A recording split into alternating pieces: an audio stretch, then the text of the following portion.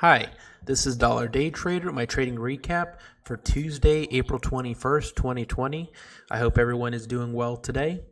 So I traded one stock on my live account, and that was Beyond Meat, BYND, and it had a really nice catalyst. I believe Starbucks was going to start implementing their business and putting into some of their stores, and so that was very, very good catalyst. So you can look here on the daily chart.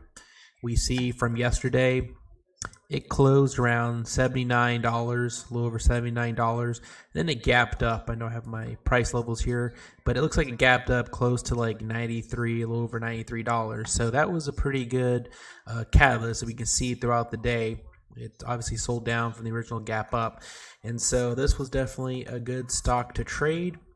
As I hear scan back on the 5 minute there. Okay. So so we kind of see before the market opens, it's kind of, in this little wave here. So kind of just patiently wait. We can look at the 5 minute here as well.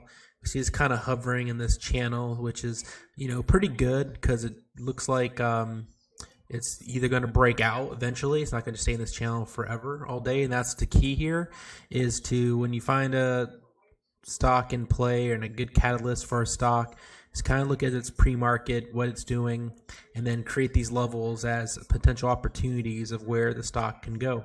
And sometimes, you may not catch every level, but if you catch closest to where it's kind of hovering, you have a good idea. So going back here to the stock.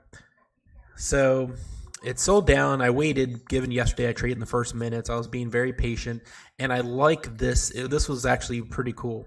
It hit this spot exactly around $85.03 or $85, and it bounced up. So that's a pretty good indication or tell that this stock really just had some bids down below when it opened. Some people wanted to buy it, so it went down to those prices to meet demand, and then it's going to go where it wanted to go based on obviously what seems as positive news. So then here, I did kind of chase it a little bit, but sometimes you have to ride the momentum. So I took a long position around 87.09, let's say, and then I had these levels here. So I thought with the volume coming in, they would bust through here, hopefully settle, and then maybe take off again, but you can never really 100% tell. So then I quickly, I sold here, and then I actually added my position when it broke into these moving average, like an extra couple units here, and then I sold. Once again, I added here, then I got scared and I stopped out. But then I realized it was just a quick dump, and I thought I saw some volume come in as well.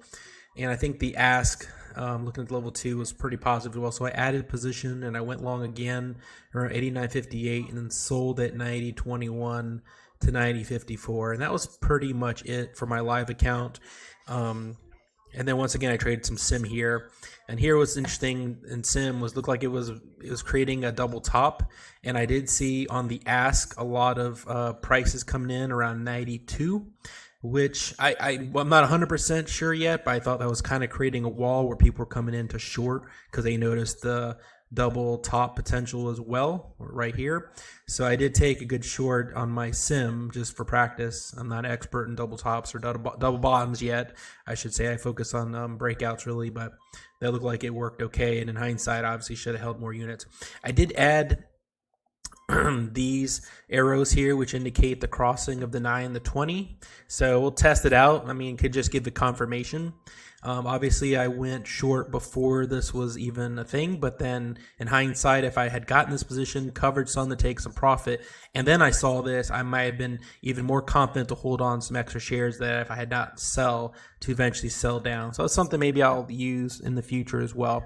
So bottom line is here, look at the pre-market, look and see if there's a channel, and just know that, especially if it's a stock in play and catalyst and it has high relative volume, that it's going to break out one way or the other. You just got to be patient and don't try to, you can have a bias, but just let the price action tell you what. In this case, when it hit this exact target and bounce, that showed me this was at least temporary, going to go long until eventually did not. So anyway, that's my trading recap for today. Hope everyone else had a good day and a green day, and I'll talk to you tomorrow.